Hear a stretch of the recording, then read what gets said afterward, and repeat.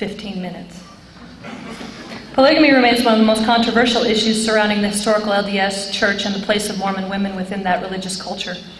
In spite of church leadership's attempts to distance itself from its polygamous past, outsiders' historical memory remains remarkably sharp on this point. Perhaps what most plagues the church is a continued association with modern polygamy by journalists, historians, feminists, and many documentary filmmakers. If any of you are fans of A&E, they're constantly having some documentary regarding polygamists in Utah.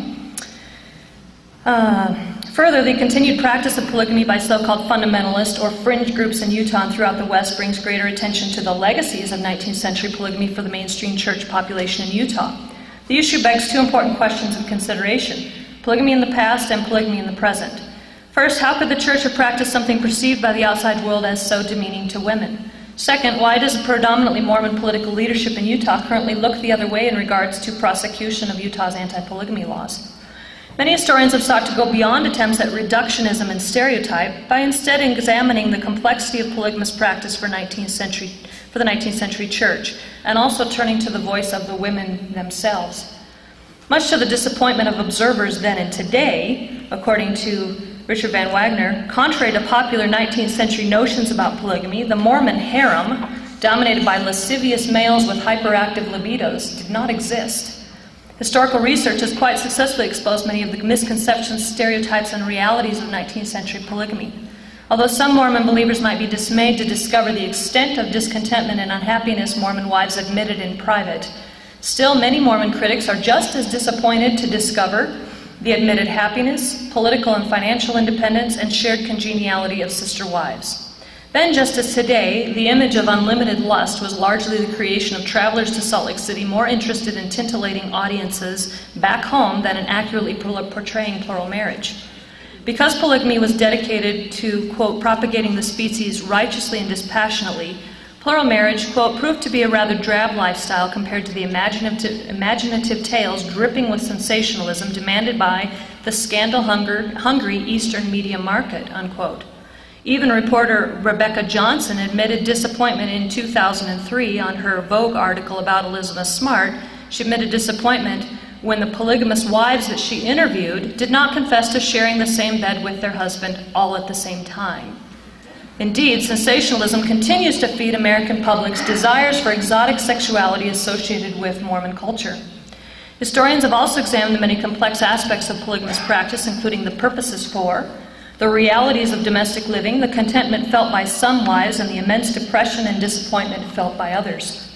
Indeed, the historical realities of polygamous practice transcend any monolithic descriptions by either Mormon apologists or sensationalist critics. As I often tell my students, just like monogamous marriages, there were good polygamous unions, defined by love and respect, and bad ones, defined by abuse and loneliness. There were also practical economic marriages, non-sexual unions, marriages of convenience, marriages to teenagers and widows, and a significant number of divorces, a distinctly progressive practice in marital law, especially within the context of anti-divorce attitudes in 19th century America. To understand Mormon polygamous practice, most historians agree on the necessity to separate marital ideology from 19th century ideals of romantic companionate marriage. Instead, polygamy was directly related to a commandment to raise and nurture children in righteous homes. Divorced from these 19th century ideals about romantic love, Mormon ideology accepted polygamy as a commandment necessary for bringing righteous spirits into the world and raising them as part of the kingdom of God. Historians have brought attention to the complexity of determining the numbers of polygamous relationships. Catherine Danes and Richard Van Wagner have elucidated the demographics of plural marriages, estimating that somewhere between 20% and 40% of Mormon families were polygamous in the 19th century, depending upon geographical location and decade. Van Wagner has cited Stanley Evans' 1956 study that showed that 66.3% married only 2 wives, 21.2% married 3, 6.7% married 4, and a scant 5.8% married 5 or more women. Dane's demographic studies of Manti, Utah show similar findings. She also makes it clear that, quote, a majority of Manti polygamists had only 2 wives at a time, although many had several wives over their lifetimes, but often not at the same time. These statistics appear to represent church-wide marital statistics and show that the stereotype of large Mormon harems was a historical rarity. Although most 19th century members clearly defined celestial marriage as plural wifery and necessary for salvation, according to the Doctrine and Covenants, some members and even a few leaders remained monogamous. Apostle and First Presidency counselor to two prophets, Anton H. Lund, remained monogamously married to his wife, Sarah Ann Peterson, as a condition of their engagement that he would never take another wife. Monogamy did not preclude Lund from achieving positions of authority in the church. Historians have also examined other complex, controversial, and even surprising aspects of polygamous life, including women's financial and educational independence, contentment, divorce, child-rearing, courtship, the ever-controversial post-manifesto polygamy, and even more controversial, Joseph's polyandrous marriages in Nauvoo. And yet, the end of polygamy was an important transition in the modernization and Americanization of the church. Historian Thomas Alexander has demonstrated that not until the mainstream church repudiated polygamy, first in 1890 and finally in 1904, did convert numbers in the East and in Europe significantly begin to grow and the church's image begin to successfully internationalize. So how do Mormon women reconcile a historical and doctrinal past so clearly linked to the importance of polygamous marriage as a requirement for salvation? Perhaps Valerie Hudson has offered the most lucid explanation that polygamy was the exception to the rule of monogamy, commanded in specific times for the purposes of raising children and creating a unique and unified bond among members. And although celestial marriage, as defined by the Doctrine and Covenants, was clearly interpreted by 19th century Mormons to mean plural marriage, today most Mormons accept an interpretation of celestial marriage doctrine to mean the priesthood sealing of one man and one woman. Then, celestial marriage can have two possible principles or applications, if you call them, either monogamous celestial marriage as the rule, or polygamous celestial marriage as the exception when directed by God. Observers outside of Utah see the state as a place where polygamy is still tacitly accepted by Utah legislators, predominantly members of the LDS Church who have either neglected law enforcement or prosecution in this area.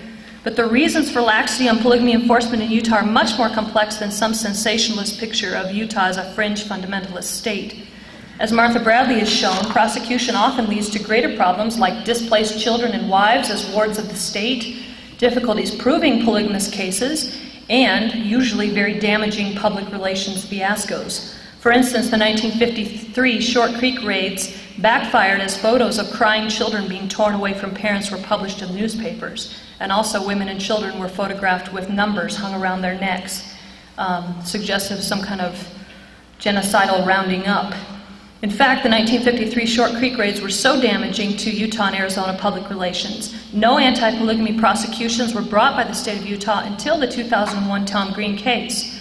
Some accused Utah of capitalizing on the Green case in the midst of Olympic attention in order to soften its fundamentalist and polygamist image. Since Green's case, however, state prosecutors have felt greater pressure to enforce child sex laws and welfare fraud. Recent attention to incest, child marriages, and even recently sexual abuse of young boys in the Jeffs clan, as some of you may be aware of, has added to pressures on the legislature to prosecute felony child abuse cases in polygamous clans. Hopefully, the state of Utah will find better ways to prosecute these crimes while still respecting the marital privacy of consenting adults. In most outright polygamy cases, state officials maintain the difficulty of prosecution because of ambiguous documentation and the separationist culture of some groups. Any raid of these groups has the potential of a Short Creek outcome, or even worse, a possible Waco ending.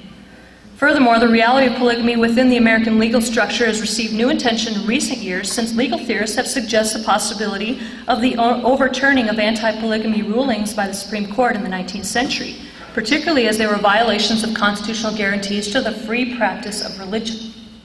Groups like the Liberation Front and even the American Civil Liberties Union have weighed in on the side of the freedom of polygamous practice. Polygamy discussions have reached international proportions as immigrant groups from the Middle East and Africa bring parts or all of their polygamous family structures to the United States with the desire for legal familial recognition. The debate is, or should be, no longer related to outdated attempts at anti-Mormon persecution. Rather, it is becoming more about adapting to world cultures, freedom of religious practice, and immigrant rights in the new global culture. What is truly staggering in the polygamy debate is the continued sensationalist linking of Utah and its majority population with polygamous practice, and also the immense hypocrisy of outsiders' criticisms of polygamous relationships as they exist in Utah, while at the same time embracing non-monogamous sexuality in the media, the Playboy Mansion, and even high levels of political offices.